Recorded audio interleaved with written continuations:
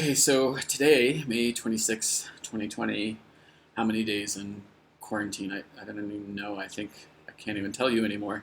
I want to focus on PRMX and the model of what's going to be happening. And you're welcome to reflect back to me your experience and your constructive feedback. If you feel like you have something to offer to this, you can do that directly with me, not in the comments. I don't like it when people do this stuff in comments. Very toxic place, comment areas, and online forums. So tomorrow I will be viewing a new potential space for PRMX. It will change the model of what we're doing here. Before we had the live-work loft spaces, and then we had events like drawing and open studios and things like that that we buffered around when the artists were visiting based on needs and desires and what I felt could be the most beneficial. And we've had great success with that until February when we lost water, and we're just now, yesterday, supposedly resolving the water issue. We've heard this several times. It is much like the eviction of the violent neighbor next door. Since last August, when their dog attacked my dog and nearly killed him. They were supposed to get rid of the dog. They were going to be evicted. The police and the government did nothing. And that has repeated itself, except the violence was placed upon me, myself, by this kid, 18, 19-year-old kid, who sees all of our queer events occurring and has escalated every time we've had an event. Something else has happened relatively soon afterwards. So it's very hard not to relate what he does to the concept of hate crime and bully, because I have experienced it many times in my life.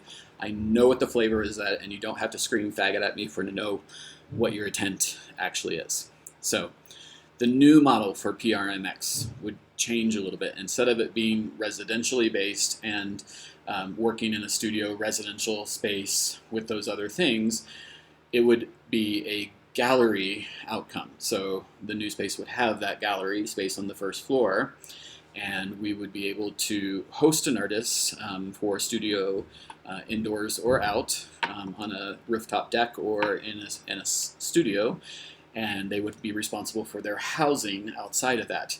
And they could come for a week, 2 weeks, 4 weeks, whatever, depending on the goals and how we match it up. And then the outcome would be the show, which would be 1 to 4 weeks or whatever. And then our relationship with Dab Art in Los Angeles allows us to take those applications, focus on artists with different outcomes at different levels, being, from just studio and tourism up to a show on artsy.net and a larger show inside of the space with what they create, and then all those introductions and things like that that occur.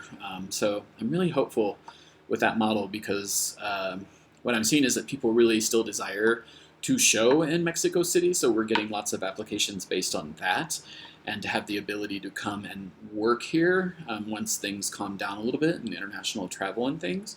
So I think that the model helps sustain the space and will help us grow our community and continue offering opportunities, whereas sitting here right now, I can't for sure say that that's possible. And it's just very, very difficult to let go of this space, and it's taken a lot for me to get there and to accept, to break down my ego, which doesn't want me to let this person win. And this is not them winning, this is me winning. This is me taking care of myself and my dog and my studio practice and my community. And I know that in Coyoacan, which is 20 minutes from where I am in El Centro, I know that I won't see the same people, but there's a very rich community of artists there. Frida Kahlo's house is within 15 minutes walk from my front door to her front door, if she were presumably alive and welcoming us, and it wasn't just a cold museum. So there's a lot of potential there, and I think I have to look at the potential and put my energy into that, as opposed to putting energy into worrying if I walk out the door after dark, if I'm going to run into some sort of problem with my neighbor, or if I'm going to get mugged in the streets, because there are a lot of people out of work right now and a lot of people with very few options. So it's very important to, wherever you are, to take precautions because things are interesting. So it's time to do something. So we'll see. I'm not like 100% there because I haven't physically seen the interior of the space. I've only seen photos and toured the neighborhood around it, and that makes me very excited. So I'm very much looking forward to this potential rebirth and restructuring and transmutation, which seems to be the theme of everything, my artwork. So funny how things parallel. Anyway, I'm fast approaching my 5-minute mark. Oh, just over it. Okay, thank you for listening.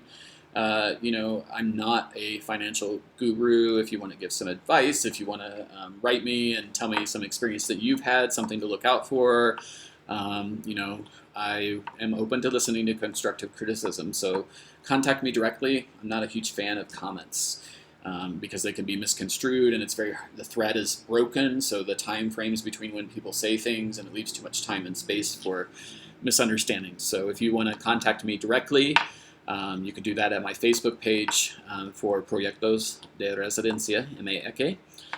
You can contact me in my info at ProyectosDeResidenciaMX. You can look me up on Facebook, contact me through my art page, The Queer Alchemist. None of these are easy to type or spell, so you're going to have to think a little bit.